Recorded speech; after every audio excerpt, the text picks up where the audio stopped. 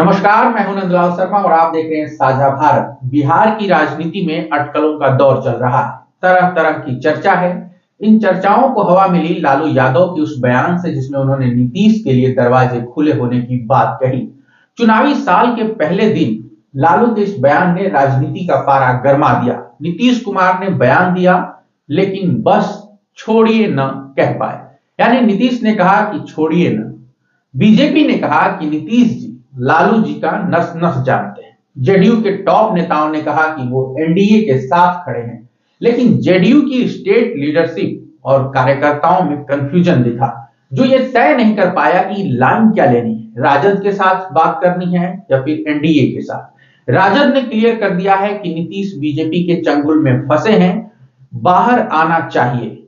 राजद के नेता बुला रहे हैं, खुल के बुला रहे हैं। सवाल यह है कि आरजेडी नीतीश पर डोरे क्यों डाल रही है, और दूसरा सवाल यह है कि नीतीश जवाब क्यों नहीं दे रहे, चुप क्यों है। असल में दोनों का ही अपना स्वार्थ है।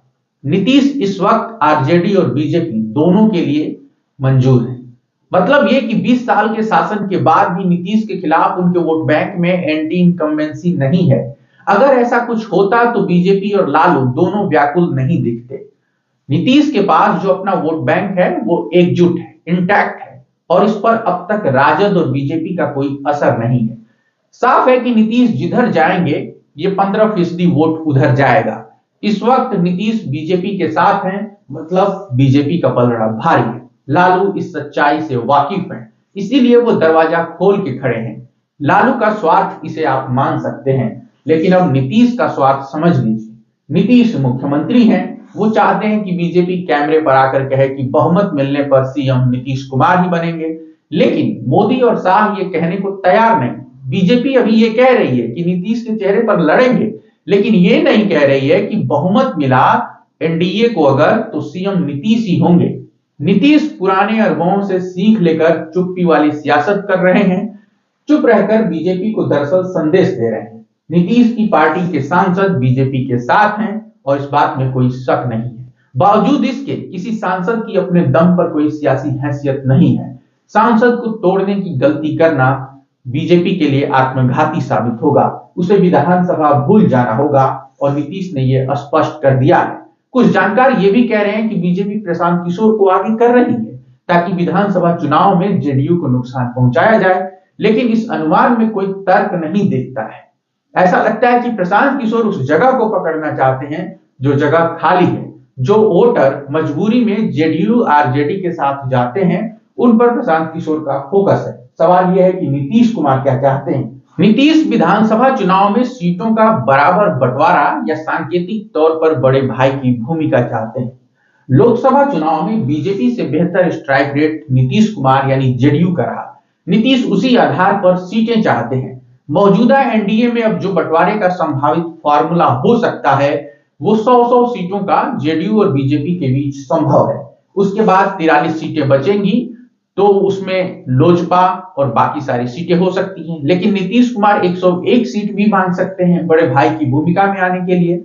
और लोजपा 30 सीट की अगर बात होगी तो वो तैयार नहीं होगी। हो सकता है कि वो 36 सीटों तक जाए। तो उसमें अब जितनी सीटें बचेंगी उसमें हम, उपेंद्र कुशवाहा, इन सबको एडजस्ट करना होगा। लेकिन क्या बाकी पार्टियां इतने में तैयार हो जाएंगी, इसमें शक है। ऐसे में बीजेपी और जेडीयू दोनों को अपने सिंबल पर कुछ लोगों को लड़ाना पड़ सकता है। नीतीश इस फार्मूले के साथ आगे बढ़ना चाहेंगे, लेकिन अब इसमें भी खेल है। और अब खेल को समझिए आप। जबकि लोकसभा जब हुआ था 2024 में, उस चुनाव में एनडीए को 177 सीटों पर बढ़त मिली। इसमें जेडीयू 74, बीजेपी 68, लोजपा 29 और हम को 6 सीटों पर बढ़त मिली। और इसी बढ़त के आधार पर नीतीश कुमार सबसे ज्यादा सीटें मांग रहे हैं या मांग सकते हैं। लोकसभा में बीजेपी जेडीयू से 1 सीट ज्यादा लड़ी थी, लेकिन दोनों को 12-12 सीटें मिली। लोकसभा चुनाव में अगर नीतीश आरजेडी के साथ होते तो नतीजा आरजेडी के पक्ष में होता।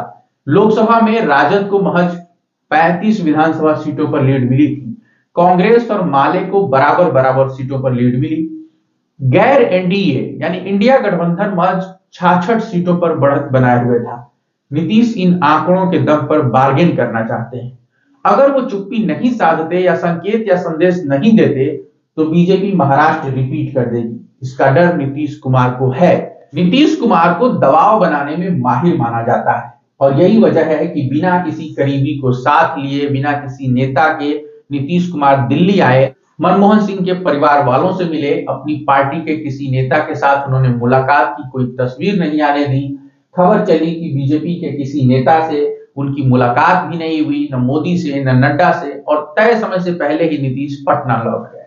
नीतीश कुमार चाहते तो ऐसी खबरें नहीं बनती, क्यों? वो नाराज हैं, पाला बदल सकते हैं, पलटी मार रहे हैं, लेकिन खबरें बन रही हैं और नीतीश कुमार यही चाहते हैं। नीतीश कुमार की प्रगति यात्रा जारी है। बिहार में उठापटक और कयासों का दौर भी जारी है। हम लगातार बिहार के सियासी माहौल पर, सियासी समीकरणों पर बात कर रहे हैं। अगर आपको ये वीडियो पसंद आया तो हमारे चैनल को सब्सक्राइब करें, वीडियो को शेयर करें, अपने दोस्तों तक पहुंचाएं। आप सबका शुक्रिया, नमस्कार, धन्यवाद।